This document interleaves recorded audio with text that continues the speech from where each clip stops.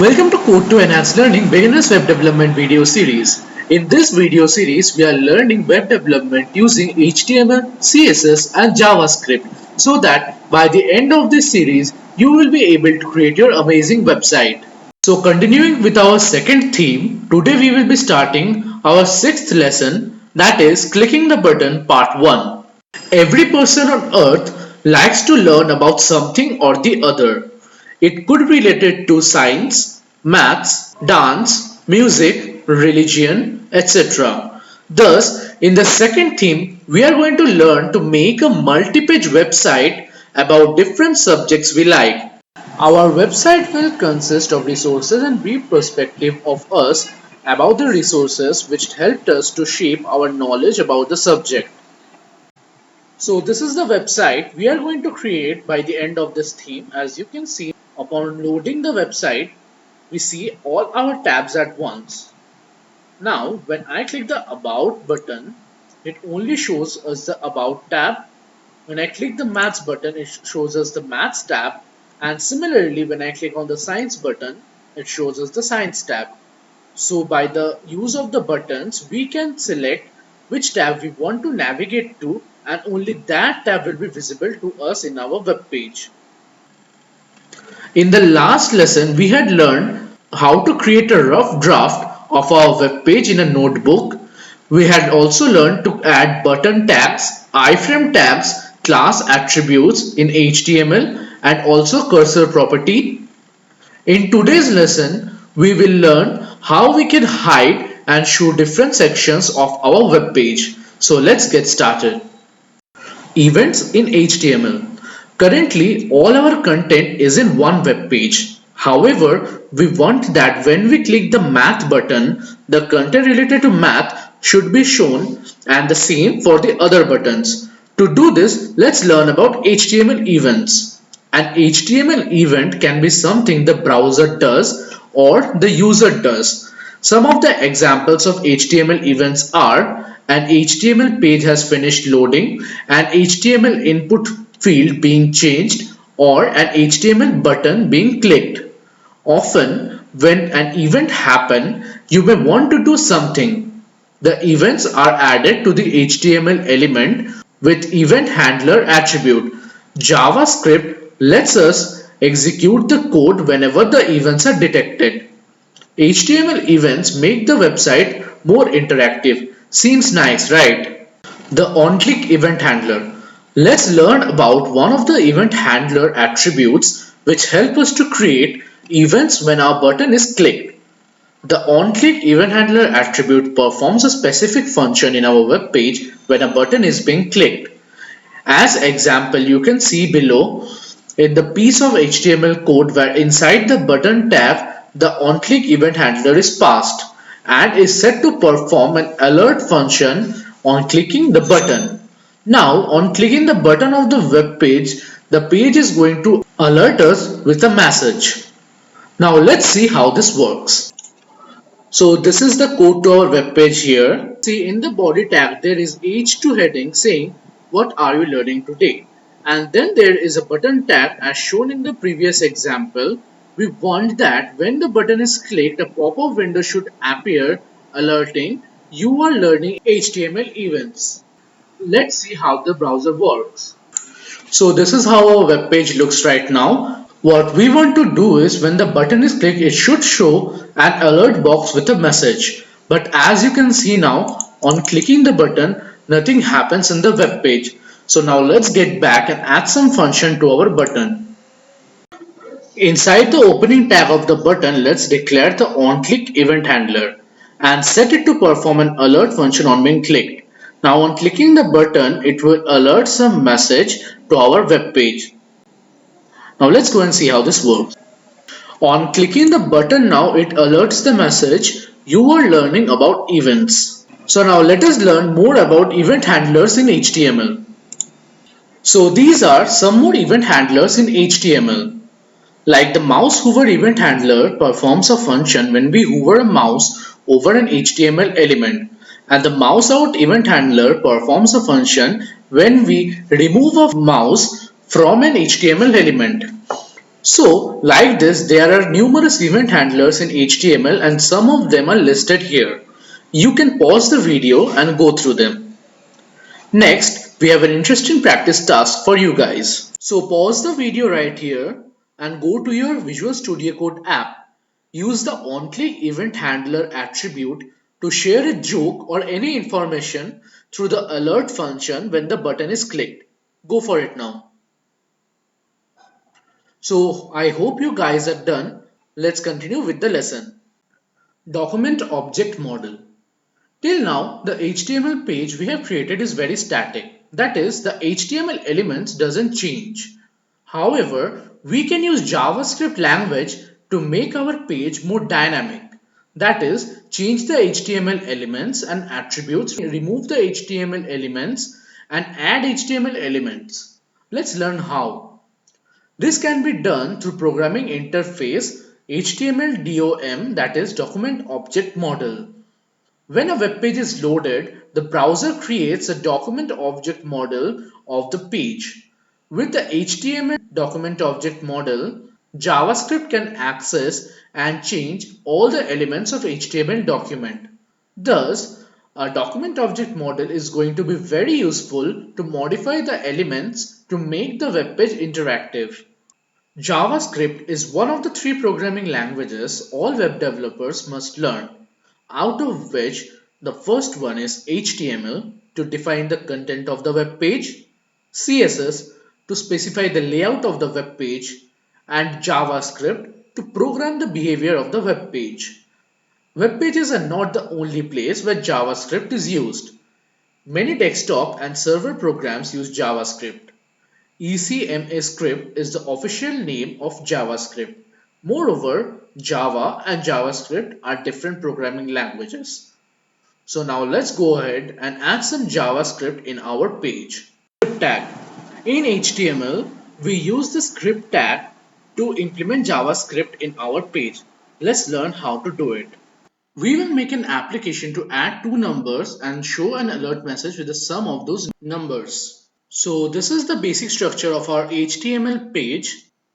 Now we are going to declare the script tag, and inside the script tag, let's declare two variables and assign two values to them. The first variable, let it be num1, and we are going to assign it 5, and second be num2, and we are going to assign it 3. And we are going to assign a variable add, which will be the sum of the two numbers, that is num1 and num2. And then we are going to alert the variable add while our page is loading in somewhat this manner. Now we are going to remove the button tag from our page, and now let's see how our page looks like in the browser. So this is how our page looks right now. Upon loading, it shows us the alert message.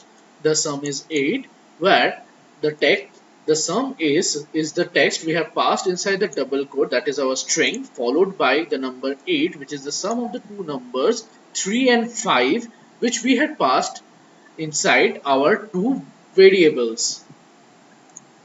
Okay, so now I have an exciting practice task for you guys. So pause the video right here and go to your Visual Studio Code app and try to create a page to display an alert box with addition, subtraction, multiplication and division of the numbers 3 and 5. So give it a shot now. So I hope you are done. Let's continue with our lesson. Accessing HTML elements using JavaScript. To access HTML elements, JavaScript can use the document.getElementById method. The ID attributes define the HTML element and gives it a unique ID. In the given example below, we can create a web page to display the current date and time. Now let's try to implement this in our own web page. So as you can see, we have already created the structure of our web page, and now we'll be adding our main heading that goes like CL coding program. And now we are going to add our subheading, and that goes like current time is. Then we will add a paragraph which we will keep blank as of now, and we will give it an ID of date. Next we are going to add our script tag, and inside the script tag we are going to implement the document.getElementById attribute, and inside the id attribute we will write the id date, that is the id of our paragraph tag. And using the inner HTML element, we will call out the inner HTML of our paragraph tag and set it to the function date, where date is a predefined function in JavaScript which is used to show the date and time. Now let's see how our web page looks in the browser. So this is how our web page looks like right now after adding the JavaScript code. As you can see, inside the paragraph, date and time are displayed. Okay, so now I have an exciting practice task for you guys. So pause the video right here and go to your Visual Studio Code app. Make an application to show a random lucky number between 0 to 9 to the user using the document.getElementById method. Hint: use the maths.random function which is similar to the date function. Go for it now. So I hope you're done. Let's continue with our lesson. Making our web page more dynamic. We will make the page dynamic in such a way that when the About button is clicked, the content relevant with the About section will only be shown. And we will do the similar thing for all the other sections as well. Let's learn by doing now. So this is how my web page from the previous lesson looks like right now without adding any JavaScript to it. The button tag does not perform any function, as you can see. So now what we want to do is, when we click this button, this should navigate us to the respective sections of the web page. Now let's add a JavaScript to our page and make that possible. So this is the code to my web page right now. What we want is, when we click the buttons, it navigates us to the respective sections and only those sections are visible in our page. Let's add the necessary JavaScript code to our program. So now let's declare the onClick attribute inside the opening tag of the button tab and then call for the document.getElementById function. Inside the ID, let's add our first ID, that is about, and then pass the style property. Following that, the display property, and set the display property to block, which will show us the block of about, that is the about tab in our web page.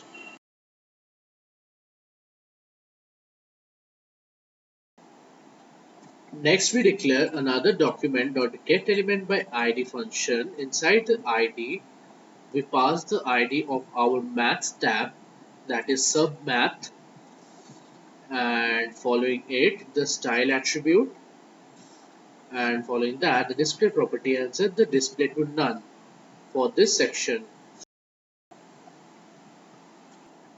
And here goes our last document.getElementById function, and inside the ID we pass sub.sign a subsigns sub sci id,